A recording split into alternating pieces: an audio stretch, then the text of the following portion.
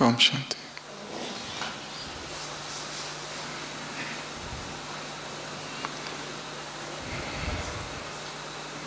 किसी जंगल में एक बार विवाद हो गया। वो विवाद था एक शेर और एक गधे के बीच।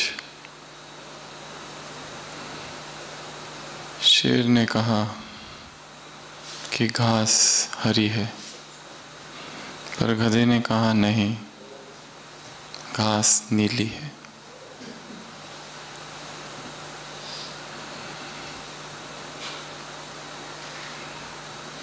शेर ने बार बार कहा कि घास हरी होती है, पर गधा फिर झगड़ने लगा और गधे ने कहा कि घास तो नीली ही होती है। ये वाद विवाद झगड़ा बन गया, बहुत ज़्यादा बढ़ गया और झगड़े को निपटाने के लिए दोनों जंगल का जो राजा है, बाघ, लायन, उसके पास पहुँचे और गधे ने अपनी कहानी चालू की और कहा कि अब आप ही न्याय करो।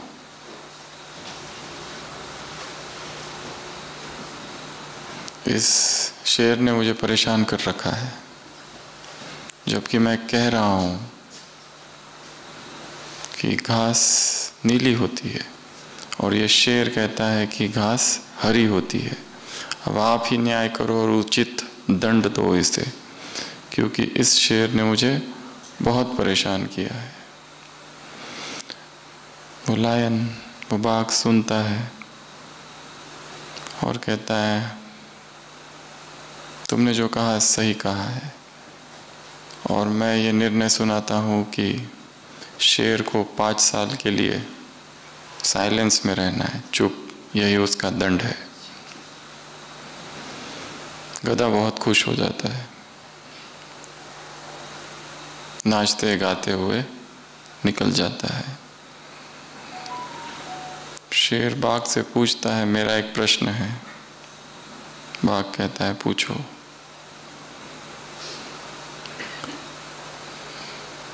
बाघ शेर पूछता है कि आपने मुझे दंड क्यों सुनाया, जबकि आप भी जानते हो कि घास तो हरी होती है। बाघ कहता है तुम दंड के योग्य हो, और रही बात घास की, तो घास हरी हो या नीली हो इससे कोई मतलब नहीं है, क्योंकि तुम जैसा बुद्धिमान प्राणी एक गधे के साथ आर्गुमेंट करता है, डिबेट करता है, कन्विंस करने की कोशिश करता है, तो ये तुम्हारा अपराध ही हुआ। और उसके बाद तुम मेरा टाइम वेस्ट करते हो यहाँ आके, ये उससे भी बड़ा अपराध है। किसी ऐसे व्यक्ति को समझाना जो समझना ही ना चाहे, किसी ऐसे व्यक्ति को समझाना जो सत्य और असत्य को जानता ही ना हो, किसी ऐसे व्यक्ति को समझाना जिसके पास अपने फिक्स्ड ओपिनियंस है, किसी ऐसे व्यक्ति को समझाना जो एक भ्रम में जी रहा है, किसी एक ऐसे व्यक्ति के पीछे पड़ना और उससे अपनी बात मनवाना जो हमें समझना ही नहीं चाहता हो, ये मूर्खता है। इसलिए तुम्हारे लिए ये दंड उचित है। सुबह की अव्यक्त वाणी में एक वाक्य आया है, बहुत शक्तिशाली, इससे संदर्भ जो रखता है। कौन सा?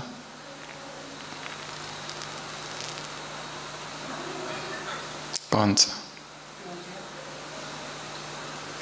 कौन सा? क्यों क्या? कौन सा? नगाड़े का यहाँ क्या संबंध?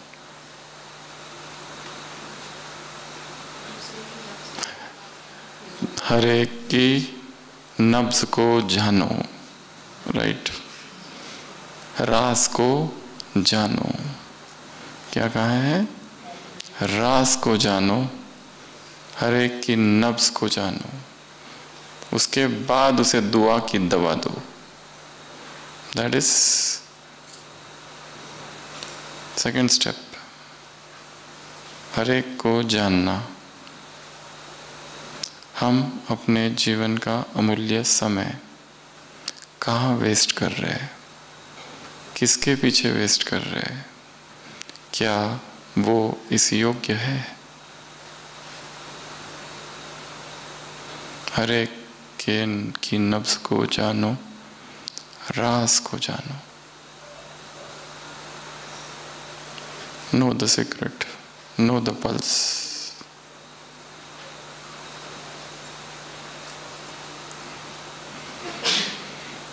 Major time waste.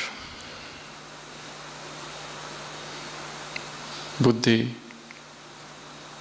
किसी ऐसे एक कार्य में लगी हुई है, यदि उसकी व्यर्थता को समझ लिया जाए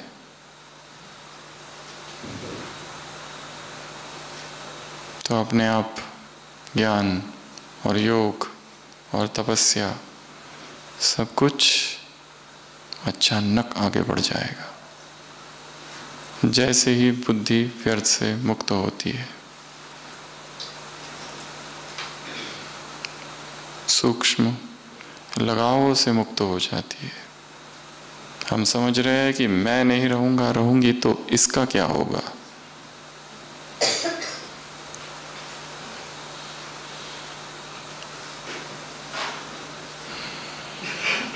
इस बंधन में आत्मा बंधी है और ये व्यर्थ का कारण भी है और भय का भी।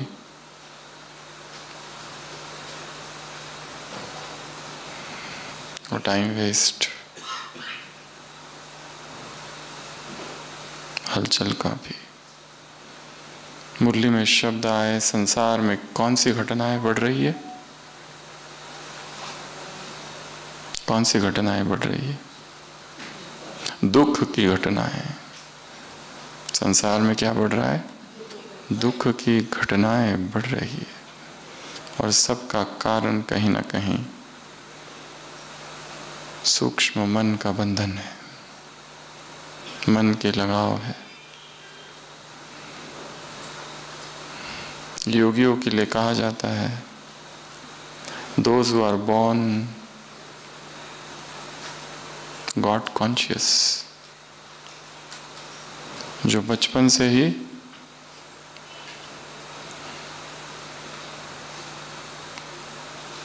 योगी है, बने नहीं है, नेचुरल संस्कार ही तप के है, वैराग्य है। शास्त्रों में उनकी महिमा, उनका वर्णन एक पक्षी से किया गया है वेदों में। कौन सा पक्षी?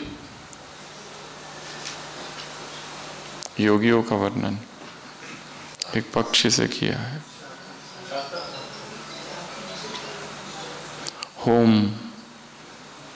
होम पक्षी होता है एक, जिसकी माँ बहुत ऊपर आकाश में ही उसे जन्म देती है और वो जो अंडा है वो धरती पर नीचे गिरता है। परंतु ये पक्षी कभी धरती पर आता ही नहीं है, हमेशा ऊपर ही रहता है, धरती को कभी टच नहीं करता। तो उसका बच्चा भी जो होता है वो बहुत ऊंचाई से नीचे नीचे नीचे नीचे गिरता है। गिरते गिरते ही वो अंडा फूटता है, उसमें से वो निकलता है, आंखें खोलता है, जगत को देखता है और फिर नीचे देखता है और नीचे धरती है और धरती मृत्यु है उसके लिए। इसके लिए ऊपर से उसकी मां पुकारती है और धरती पर गिरने से पहले ही ये पक्षी ऊपर छलांग ले लेता है। ये संसार भी वो धरती है। योगी जो होते हैं सूक्ष्म में इस संसार से डरते हैं, क्योंकि ये संसार इज डेंजर, मायावी राज्य है, इसमें एंट्री नहीं करते। इसमें घुसे कि बंधन उत्पन्न हो जाते हैं।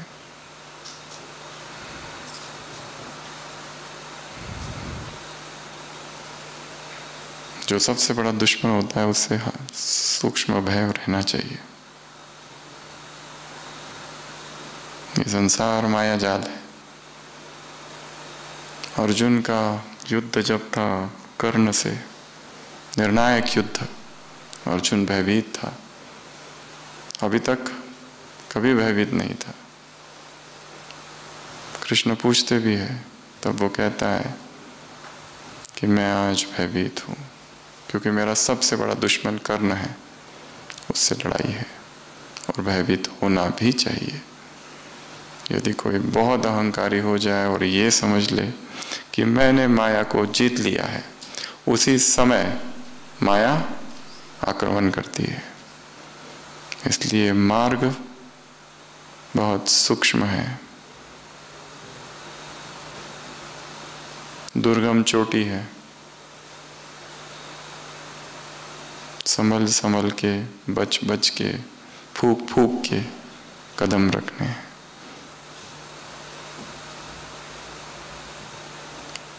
Unnecessary arguments, convincing. इसलिए बाबा ने क्या कहा आज? राज को जानो, नब्ज को जानो। तो आज की मुरली डिस्कस करेंगे। मुरली कब की है? 2000 की ना, 18 जनवरी की।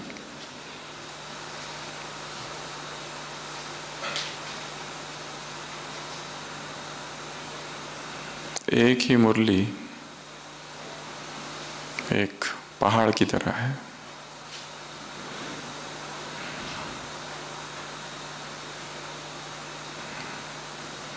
एक छोटी सी चींटी शक्कर के पहाड़ के पास पहुंचती है, शक्कर का एक दाना लेती है, लौटते समय विचार करती है अगली बार पूरा पहाड़ ही खाकर जाऊंगी, अगली बार पूरा पहाड़ उठाकर ले जाऊंगी। वैसे ये अव्यक्त वाणी भी क्या है? एक पहाड़ है, और उसको पढ़ना, उसको सुनना, उसका अध्ययन करना, उस पर बोलना, उस पर किसी को बोलते हुए सुनना, लिखना, याद करना, ये सब क्या है? ये सोचना कि मैंने पूरा उसको हप कर लिया है, जान लिया है, समझ लिया है।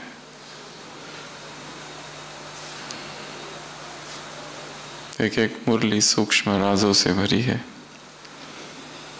और उसको समझने के लिए बुद्धि भी उतनी सूक्ष्म, पवित्र चाहिए।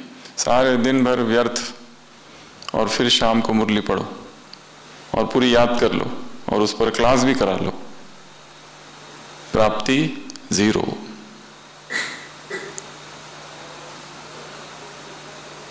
सारे दिन भर व्यर्थ, व्यर्थ संकल्प, व्यर्थ बोल, व्यर्थ आर्गुमेंट्स, निंदा, कमेंट्स, और फिर मुरली का अध्ययन, और फिर योग। होगा क्या ये? मुरली अध्ययन के लिए बुद्धि कैसी चाहिए? बहुत सूक्ष्म, बहुत पवित्र, बहुत एकाग्र, प्रभु प्रेम से भरी हुई, स्वच्छ, तो ये काम होगा। विकारों के आक्रमण यदि हो रहे हैं, बुद्धि शरीर में जा रही है, स्वयं के या किसी और के, मोह में फंसी हुई है, भय में है, तो इसको समझा नहीं जा सकता। तो आज की अव्यक्त वाणी, इसमें से हम 18 पॉइंट्स निकालेंगे। पॉइंट 1,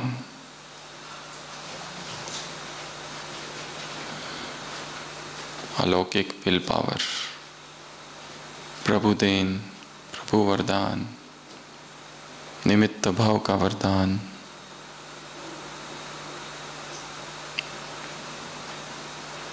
शिव ने ब्रह्मा को दिया और ब्रह्मा ने किसको दिया? हमको। क्या दिया? विल। और विल में क्या दिया? पावर्स। और ये पावर्स कैसे है? सहज पावर्स। पावर्स दो प्रकार से आती है, एक पुरुषार्थ से और दूसरा विल। ये अलौकिक विल है। तो ये अनुभव करना है कि मेरे पास अलौकिक शक्तियां है। और ये मैंने कैसे पाई है? पुरुषार्थ से नहीं, किसी ने सीधा वरदान ही दे दिया है। मुरली में शब्द क्या है? प्रभु देन और प्रभु वरदान। समर्थ आत्माओं को बाप दादा देख रहे हैं। हम कौन है? फर्स्ट लाइन क्या है मुरली की? एक व्यक्ति ने तपस्या की और जिस दिन वो अव्यक्त हुआ तो वो दिन भी समर्थ बन गया। जिस स्थान पर उसने तपस्या की वो स्थान पुण्य भूमि बन गई। व्यक्ति का प्रभाव दिवस पर, व्यक्ति का प्रभाव स्थान पर, ये दो बातें हैं। ये दिन कौन सा है? समर्थी दिवस। मतलब हम जो कुछ करते हैं उसके आधार पर दिन निर्धारित होता है। दिन के रचयिता हम हैं।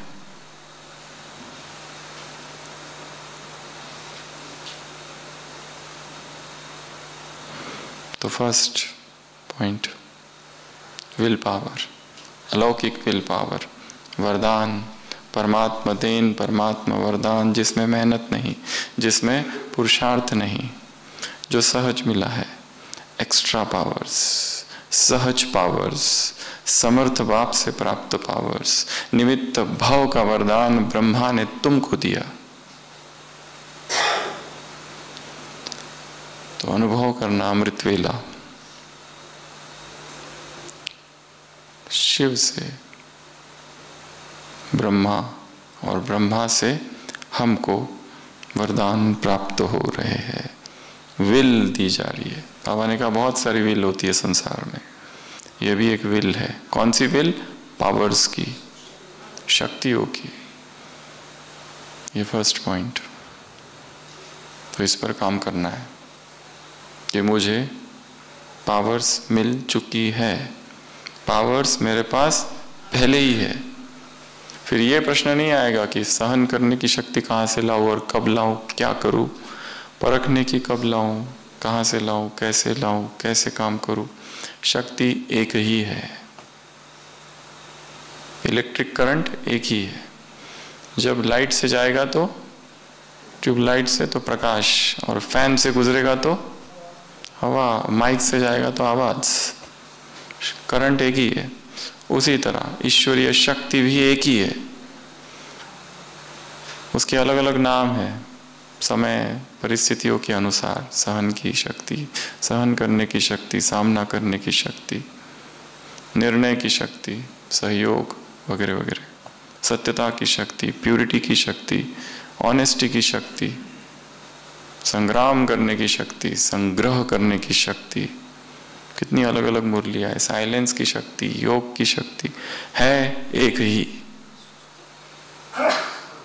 सब अलग अलग अलग नाम है परिस्थितियों अनुसार। पर एक शक्ति आ जाए तो अपने आप वो काम करेगी समय अनुसार। सेवा होगी तो अपने आप वो सहयोग की बन जाएगी शक्ति, परिस्थिति होगी तो सामना करने की बन जाएगी, किसी व्यक्ति द्वारा विघ्न होगा तो सहन करने की शक्ति स्वतः बन जाएगी। Automatic, auto mode, first point. Second, unity. Second, unity. दो विशेषता है, एक है सेवा के आदि रतन, एक है स्थापना के आदि रतन। 1950 के पहले वाले और 1950 के बाद वाले, आबू आने से पहले वाले और आबू में आने के बाद वाले, उनमें दो विशेषता है। तो एक विशेषता क्या है? Point number 2, unity. हम एक है। बाबा ने कहा इस यूनिटी की वजह से ही क्या हो गया? यज्ञ आज तक, आज यहाँ पहुँच गया, इतना विस्तार हो गया, इतनी सेवाएं हो गई। तो जो भी कार्य हम करें संगठन में क्या हो? एक यूनिटी।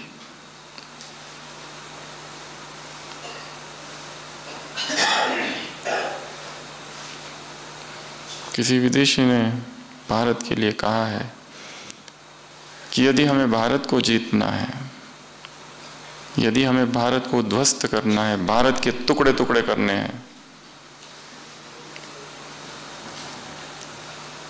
तो भारत की जो एकता है, भारत का जो चरित्र है, उस पर आक्रमण करना पड़ेगा। भारत का जो ब्रह्मचर्य है उसको खंडित करना पड़ेगा।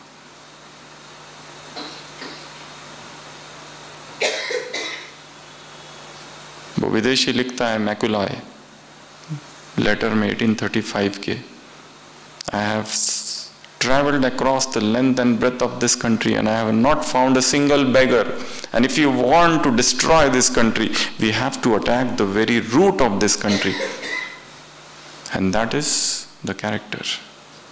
लेखक लिखता है, वो विदेशी, अभी अंग्रेज भारत में पूरी तरह आए नहीं है, उस समय लिखा हुआ ये पत्र, ब्रिटिश पार्लियामेंट में पढ़ा हुआ ये पत्र, कि मैं भारत में सब जगह घूमा पर मुझे एक भिखारी नहीं मिला। यहाँ इतना समृद्ध ये देश है, हमें इसको जीतना है, तो रीढ़ की जो हड्डी है उस पर आक्रमण करना पड़ेगा, और वो है इसका चरित्र, इसकी यूनिटी।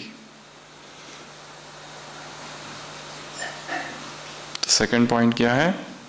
संगठन, यूनिटी, हम एक है, जो दादियों में यूनिटी थी।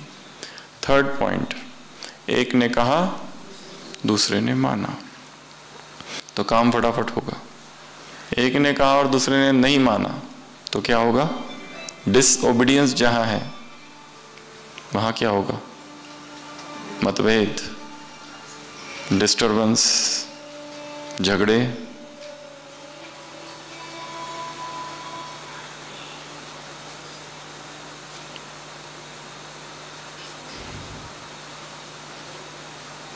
माँ बाप को कौन से बच्चे पसंद आते हैं? जो प्रतापी है, वीर है और आज्ञाकारी है, जो बुद्धिमान है। और जो आज्ञाकारी नहीं है वो पसंद आते हैं क्या? नहीं। तो बाबा को भी कौन से बच्चे पसंद आते हैं? जो आज्ञाकारी है। तो थर्ड पॉइंट, एक ने कहा दूसरे ने माना।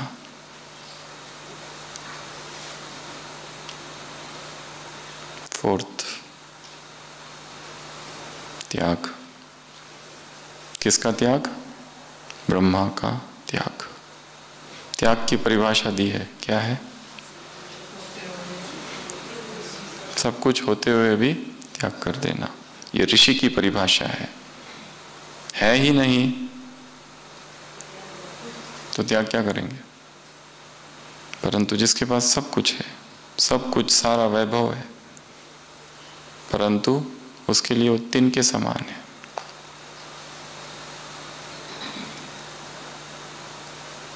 अनासक्त है, डिटैच्ड है, सब कुछ है। मुरली में वर्णन है। नया भी आ गया तो भी कोई इच्छा नहीं।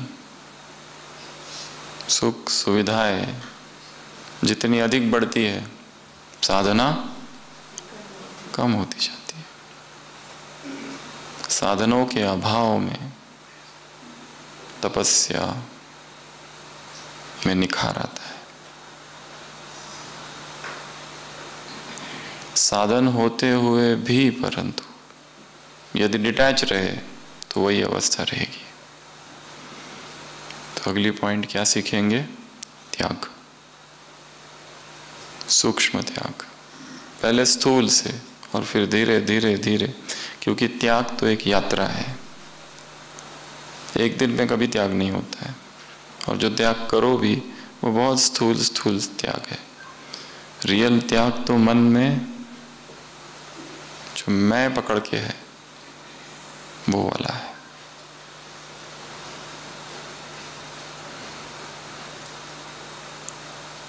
अगला तपस्या। ब्रह्मा के लिए क्या कहा? साधना में क्या रहे?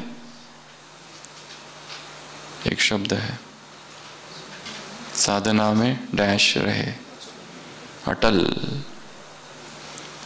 कुछ भी हो तपस्या रुकनी नहीं चाहिए। कुछ भी, ट्रैवल कर रहे हो, कैसी भी परिस्थिति हो, सेवा कर रहे हो, कुछ भी, तपस्या भीतर ही भीतर चालू रहेगी। और तपस्या अर्थात कोई अलग से निर्धारित किया हुआ समय नहीं। Meditation is not a separate thing. When you do something intensely, जब हम कोई कार्य को पूर्ण लगन से, पूर्ण मनोभाव से, पूर्ण समर्पण भाव से ईश्वरीय याद में करते हैं, वो ही तपस्या है। That itself is meditation। 4 घंटा, 1 घंटा, 2 घंटा, दादी जानकी कहती थी योगी बनने के लिए टाइम की आवश्यकता ही नहीं है। योगी बनने के लिए टाइम नहीं चाहिए।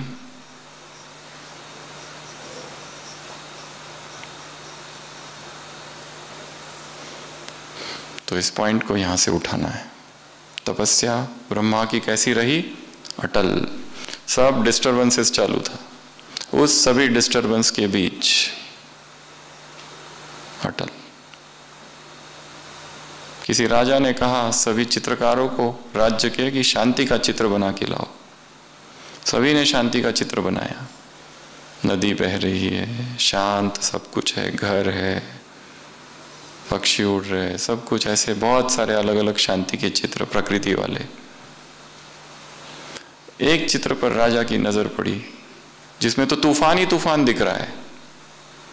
नदी है, उफान पर है, बादल गरज रहे, बारिश, पर्वत, इतना भयंकर और विकराल चित्र था वो।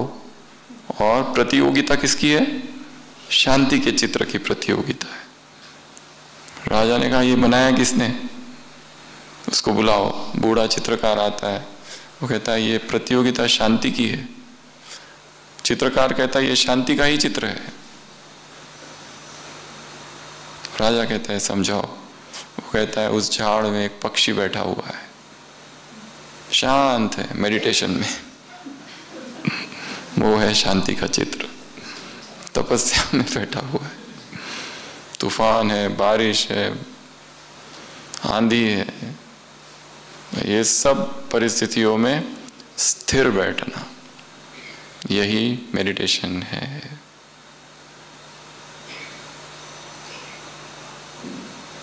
सेवा ज्यादा थी इसलिए योग का समय नहीं मिला। इस वाक्य को क्या कहा जाएगा?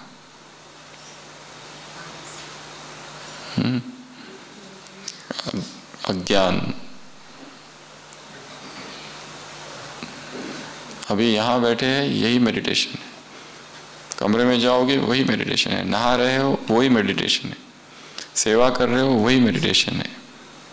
चलते बैठते उठते फिरते। इसी मुरली में वरदान में श्वासोश्वास याद और श्वासोश्वास सेवा। श्वासोश्वास मतलब श्वास आया और गया, आया और गया, ये है राजयोग। राजयोग चालू कहां से होता है? वो बाबा का जो कमरा है ना उसके बाहर से।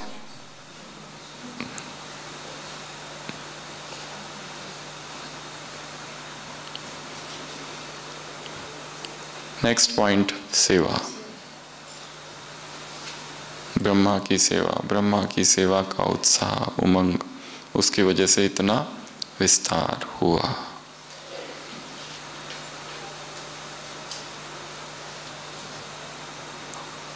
तो सबसे पहला विल और शक्तियाँ, दूसरा यूनिटी, हमारे संगठन में फूटना, तीसरा एक ने कहा दूसरे ने माना। आर्ग्यू करना, डिबेट करना, डिस्कस, बहुत ये करना, ऐसा क्यों वैसा क्यों, वायुमंडल को खराब करता है। अगला त्याग, जो ब्रह्मा ने त्याग किया वो तुम करो। अगला तप, उसका तप कैसा था? अटल। साधन थे, नए साधन आना शुरू हो गए थे बाबा ने कहा, परंतु वो पुराने में खुश थे। अपनी सेवाओं में संतुष्ट रहना, ये बहुत बड़ी सेवा है जो सेवा मिली है, क्योंकि सेवा प्रभु के आगे अर्पण होता है। सेवा का भाव, चाहे पोछा लगाना हो या लाखों के सामने भाषण करना हो, उसका कोई महत्व नहीं है, वो बाह्य रूप मात्र है। मुख्य क्या है? भाव। अर्पण क्या होता है? भाव। त्याग, तपस्या, सेवा। नेक्स्ट पॉइंट,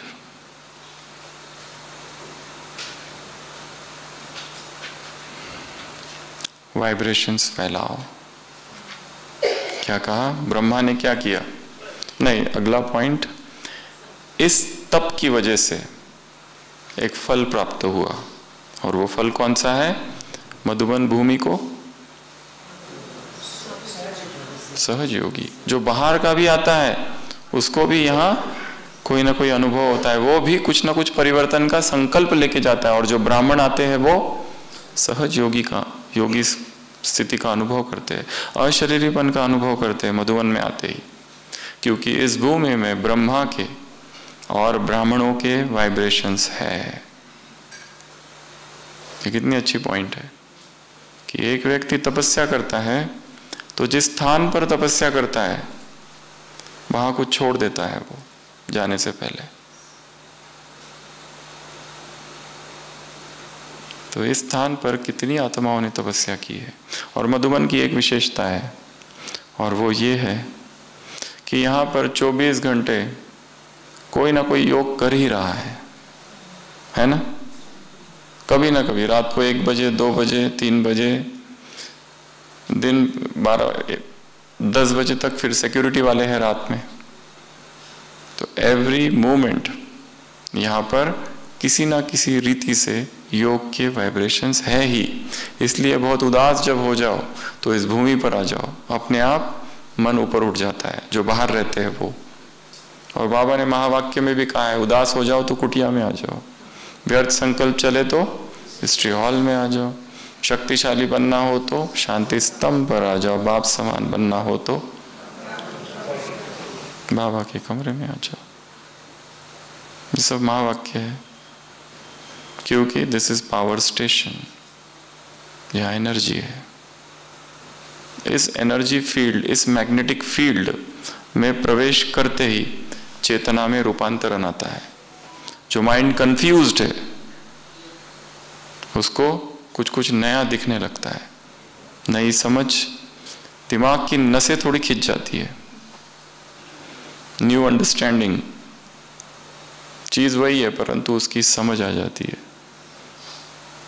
कि ये करना है, कि ये करना है। तो नेक्स्ट पॉइंट क्या हुआ? इस तप का फल, उसी के आधार पर अब तुमको क्या करना है, संसार में दुख की घटनाएं बढ़ रही है, बाबा ने कहा वाइब्रेशंस फैलाओ, वाइब्रेशंस क्या करो, फैलाओ। वायुमंडल का परिवर्तन, ये शब्द आया है, ये तो काम तुमको करना है। कौन सा काम करना है? वायुमंडल का परिवर्तन। वो कैसे होगा? जाकर किसी को पकड़ के कुछ करने से कुछ नहीं होता है। साइलेंस। तो नेक्स्ट पॉइंट है साइलेंस पावर। यहां पर उदाहरण दिया साइंस और साइलेंस। जब साइंस इतनी हलचल कर सकता है तो इतनी ब्राह्मण आत्माओं का साइलेंस क्या हलचल को समाप्त नहीं कर सकता? कितनी अच्छी पॉइंट है। तो ये तीन चीजें यहां पर है। एक तो ये भूमि, अगला वाइब्रेशंस फैलाओ, साइलेंस पावर। नेक्स्ट पॉइंट, इस साइलेंस पावर के लिए भी एक शक्ति की आवश्यकता है। कौन सी? एकाग्रता की शक्ति। इसके लिए अमृत वेला योग में अगर मन एकाग्र ना हो तो खुशी नहीं होती है। इधर उधर भटक रहा है, इधर उधर के विचार आ रहे हैं, कल जो रात में जो कुछ हुआ, दिन भर जो कुछ हुआ पिछले दिन, वो सब घूम रहा है, तो एकाग्रता नहीं होती है। इसलिए आज का आज ही खत्म कर देना है। आज का हिसाब आज पूरा कर दो। और उसकी बेस्ट एक विधि है डायरी लिखना। रात को सोने से पहले, चार्ट नहीं कह रहे, डायरी, दिनचर्या। आज ये हुआ, ऐसे हुआ, वो हुआ, वो हुआ, वो हुआ, तारीख, टाइम, दिनचर्या लिखते जाओ, लिखते जाओ, लिखते जाओ। किस किस से मिले, कौन कौन सी नई घटनाएं हुई, कौन कौन से विघ्न है, साक्षी होकर लिखते जाना। गुड नाइट बाबा, डन। जब हम लिखते हैं तो बहुत सारी चीजें क्लियर होती है। जब एग्जाम होती है ना, तो एक रफ पेपर और पेन रखते हैं सभी स्टूडेंट्स।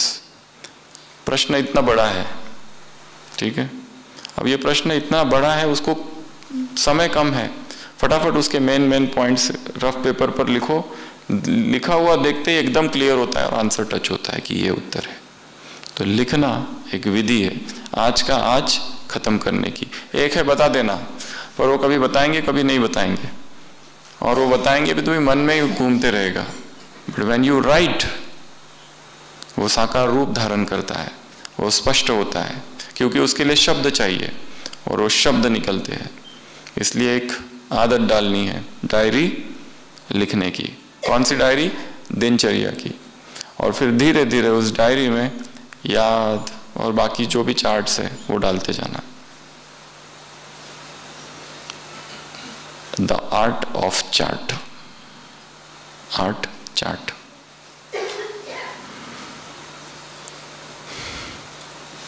तो पॉइंट क्या था हमारा? एकाग्रता की शक्ति। बाबा ने कहा क्या? इस शक्ति को बढ़ाओ। और लिखते समय एकाग्रता चाहिए।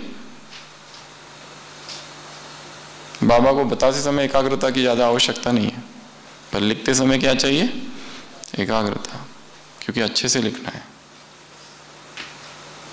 नेक्स्ट पॉइंट, रहम को क्या करो? इमर्ज। किसको इमर्ज करो? रहम को इमर्ज करो। नेक्स्ट पॉइंट, मैं इष्ट देव हूं। बाबा ने कहा तुमको उनकी आवाज सुनाई नहीं देती है? अच्छा, सुनाई देती है पर रिस्पॉन्ड नहीं करते। तो दो काम करने हैं। जो खुद बंधन में है वो दूसरे जो बंधन में उनकी आवाज कैसे सुन सकेंगे? जो खुद दुख में है वो दूसरों के दुख कैसे दूर कर सकेंगे? जो खुद मोह में फंसे है, कोई एक आत्मा है जो मोह में फंसी हुई है, उसके सामने कोई दूसरा आ जाए और कहे मेरा इस व्यक्ति में मोह है, मैं कैसे छूटूं? तो क्या करेंगे? वो काम करेगा? नहीं करेगा। कोई आ जाए और कहे कि मुझे बहुत डिस्टरबेंस है, मेरा 7 दिन का कोर्स कराओ, मुझे शांति चाहिए। हम ये कहें कि कोर्स तो मुझे आता है पर मैं खुद अशांत हूं, तो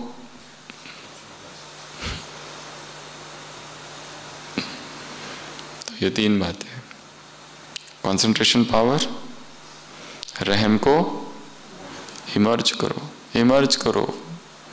बहुत दुखी है वो, क्या करे? उनसे नफरत करके क्या मिलेगा? क्योंकि वो परवश है। कोई विचारधारा है जो उनके मन पर छाई हुई है, कोई ग्रहचारी है जो उस समय बैठी हुई है। जो शुरुआत में कहानी में कहा, सामने वाला व्यक्ति समझने को ही तैयार नहीं है। क्या करो उस समय?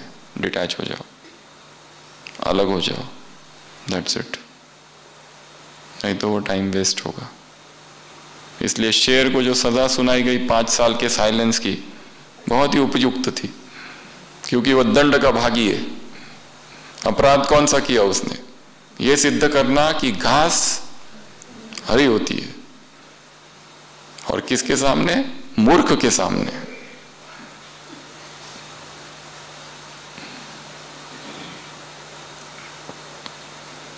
तो रहम को क्या करो? इमर्ज, इष्ट देव हो तुम।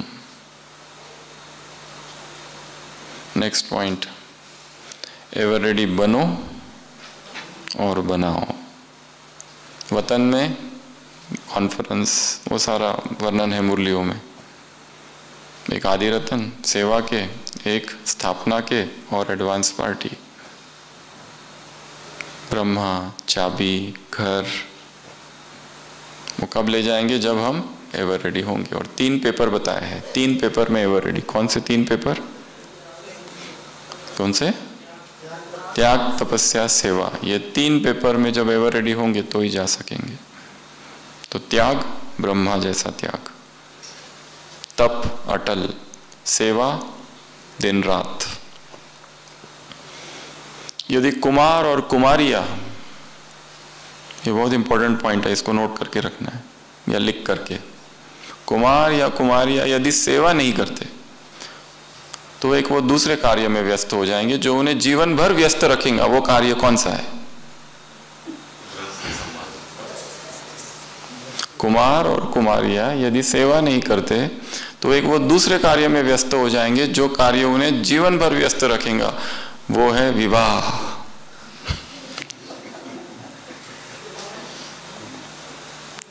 इसलिए सेवा चालू रखो दिन रात।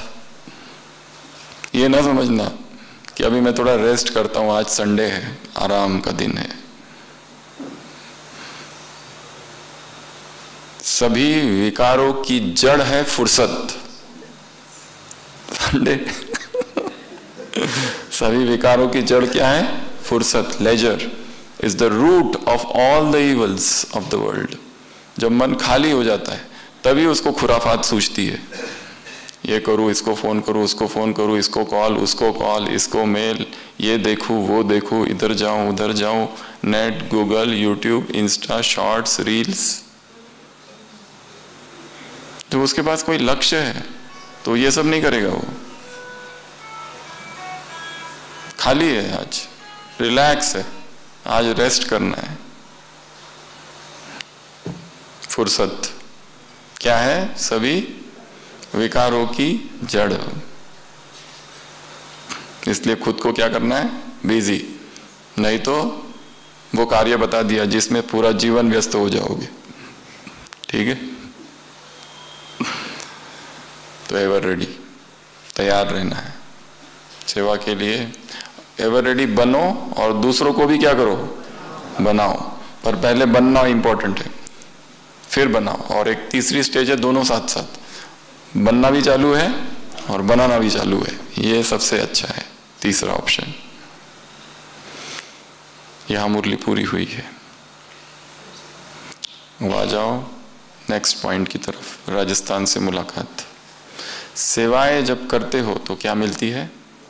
दुआएं। कौन सी दुआएं? वो भी दिल की दुआएं। और जहां दुआओं का अकाउंट भरा हुआ है, खाता, वहां कौन डिस्टर्ब नहीं करता? माया। ये कितना सहज पुरुषार्थ है। कुछ भी नहीं हो रहा, ना मुरली चिंतन होता है, ना कुछ होता है, ना कुछ होता है। मुरली देखकर तो दिमाग भारी हो जाता है। 6-6 पेज, 8-8 पेज, 10-10 पेजेस की मुरली। क्या करो? सेवा। सेवा में लगते रहो। किसी की भी सेवा, कोई भी सेवा, किसी भी प्रकार की सेवा, स्थूल सूक्ष्म कुछ भी, पर सेवा करते रहो।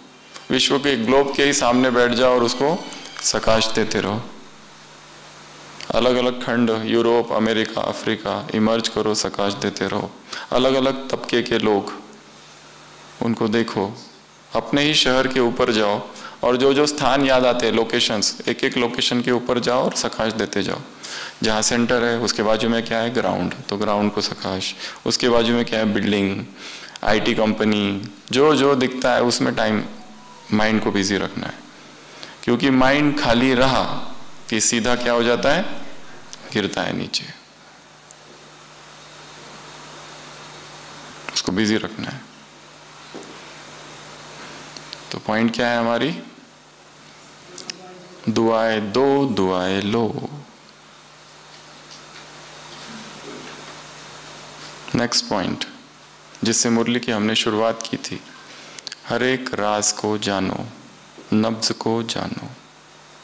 राज को जानना है और नब्ज को जानना है। राजी रहो और राजी करो। सुख लो, सुख दो, दुआएं दो, दुआएं लो, ये तो बहुत सुना था। इसमें क्या नया है, राजी रहो और दूसरों को राजी करो।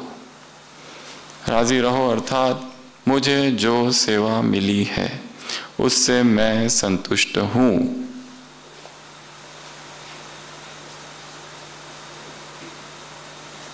ये ना सोचना कि दूसरे जो है जिनकी वो सेवा है वो ज्यादा सेवा कर रहे हैं, हम कम सेवा कर रहे हैं।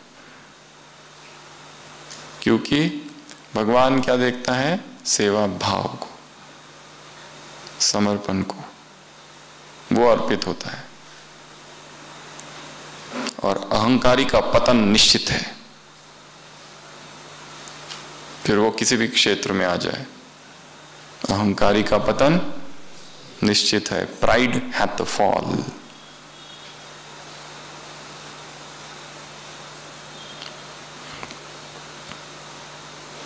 तो 15वीं पॉइंट है राजी रहना, राजी करना, राज को जानना, नब्ज को जानना। हमारे मन मंदिर में, मन मस्तिष्क में बहुत सारे लोग छाए हुए रहते हैं। उनके शब्द, उनका व्यवहार, उनकी आसक्तियां, उनके प्रति नफरत, घृणा, कुछ कुछ छाया रहता है खाली।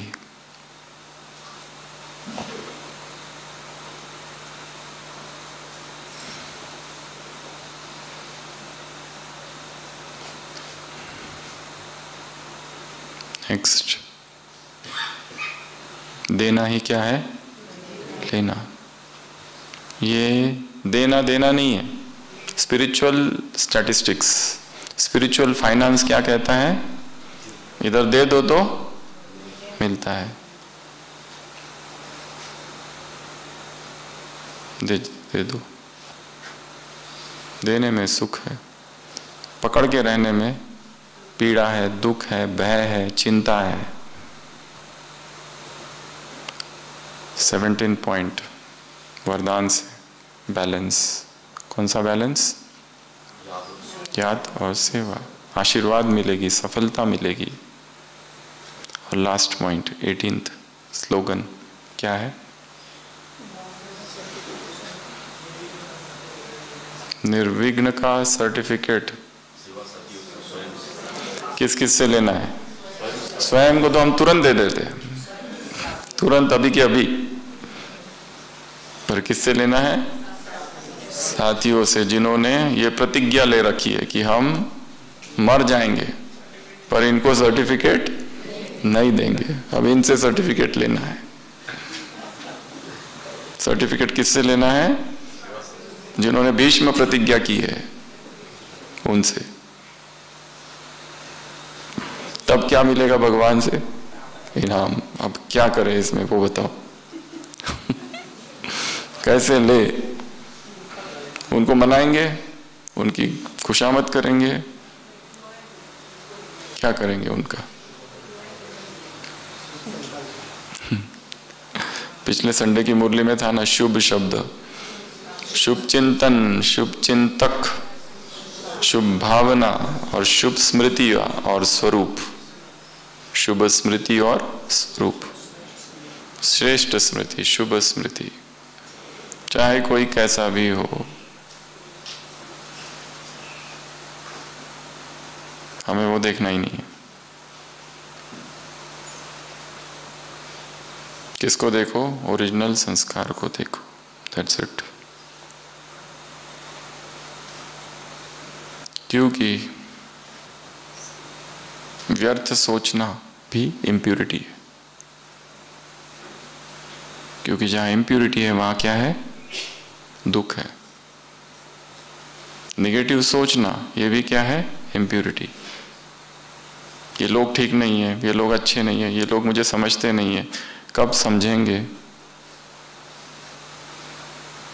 ये भी सूक्ष्म इम्प्यूरिटी की कैटेगरी है। कितना पुरुषार्थ है, कितनी मेहनत है, और विचार तो आते रहते हैं, जाते रहते हैं, आते रहते हैं, जाते रहते हैं, खेल चालू रहता है। तो ऐसी ये 18 पॉइंट्स है, फिर से रिवाइज करते हैं। फर्स्ट, अमृत वेला क्या करेंगे कि मुझे शक्तियां मिल रही है, सारी शक्तियां, एक नहीं, ईश्वरीय शक्तियां मिल रही है। उस एक शक्ति में सारी शक्तियां समाई है। एक शक्ति सुबह ले ली, अब अपने आप शक्तियां जहां जिस शक्ति की जरूरत है वो अपने आप यूज होती रहेगी।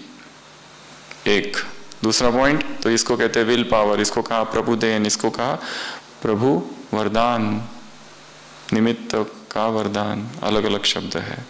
दूसरा पॉइंट, यूनिटी, कोई बाहर का आके हमारे संगठन को तोड़ ना सके, इसका ध्यान रखना है। और ऐसा कोई कर्तव्य ना करे जो इस यज्ञ की क्या हो जाए? डिससर्विस। तीसरा, एक ने कहा दूसरे ने माना। चौथा, त्याग। कैसा त्याग? चीजें हैं, वस्तुएं हैं, परंतु अनासक्त है। अगर नहीं है तो भी कोई दुख नहीं, और है तो भी कोई खुशी नहीं। दूसरा, तपस्या कैसी हो? अटल।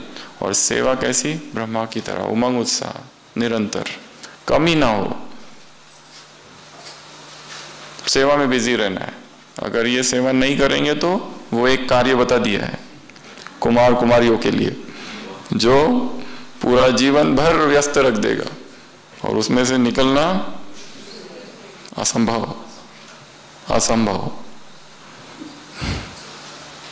नेक्स्ट पॉइंट, मधुबन में त्याग, तपस्या, सेवा। फिर नेक्स्ट पॉइंट, तपस्या का प्रभाव इस भूमि पर दिखाई दे रहा है।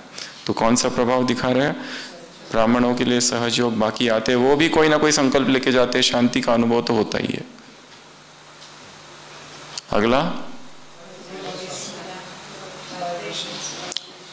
वाइब्रेशंस फैलाओ। कौन सी फैलाओ? विश्व को वाइब्रेशंस की आवश्यकता है। सबसे बड़ी सेवा है वाइब्रेशंस वाली सेवा। अगला, साइलेंस पावर। अगला, अगला, एकाग्रता की शक्ति चाहिए ये सब कामों के लिए, बहुत जबरदस्त एकाग्रता। मन फुल एकाग्र हो तो ही सकाश देने की सेवा हो सकती है, नहीं तो आप सकाश नहीं दे सकते किसी को भी। नेक्स्ट, रहम को इमर्ज करो। उसको इमर्ज करना, वो दब गया है। अभी मन में निगेटिविटी है आत्माओं के, जिनको सकाश दे रहे उनके प्रति बहुत अच्छी भावनाएं नहीं है। भूकंप आ गया, सकाश, इधर उधर सकाश, और जो घर वाले हैं उनके लिए कोई सकाश नहीं है। जो कमरे में रहते हैं वो तो दुश्मन जैसे है। सकाश किसको दे रहे हैं? जहां भूकंप आया, इधर ये हुआ, उधर वो हुआ, आतंकी हमला हुआ, उन सब के लिए बहुत अच्छी भावना है। पर जो एकदम बाजू में है, ये अच्छे नहीं है लोग।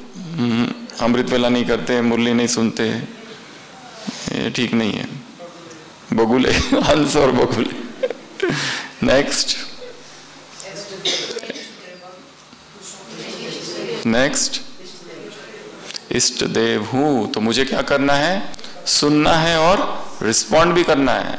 कोई मांग रहा है, हनुमान, हे हनुमान, तो उसके सामने शिव बाबा भी अगर आ जाए तो उसको कहेगा हटाओ ये बिंदु को, मुझे तो हनुमान चाहिए। हनुमान के भक्त को शिव बाबा उसकी प्यास नहीं बुझा सकते। उसको कौन चाहिए? हनुमान। और वो कौन है? हम। ज्ञान गुण सागर, जय कपीस तिहु लोक उजागर। अगला एवर रेडी। अगला दुआएं, दिल से दुआएं। अगला राज, राजी करना। अगला देना ही लेना है। अगला बैलेंस। और लास्ट इनाम। इनाम कब मिलेगा? जब सर्टिफिकेट लोगे। और उसके लिए क्या करना पड़ेगा? सबको सूक्ष्म वाइब्रेशंस, सूक्ष्म शुभ कामनाएं हर एक के लिए, कोई भी हो फिर वो। तो ऐसे ये सारे ढेर सारे समानों वाली आत्माओं को बाप दादा का याद प्यार, गुड नाइट और नमस्ते। ओम शांति।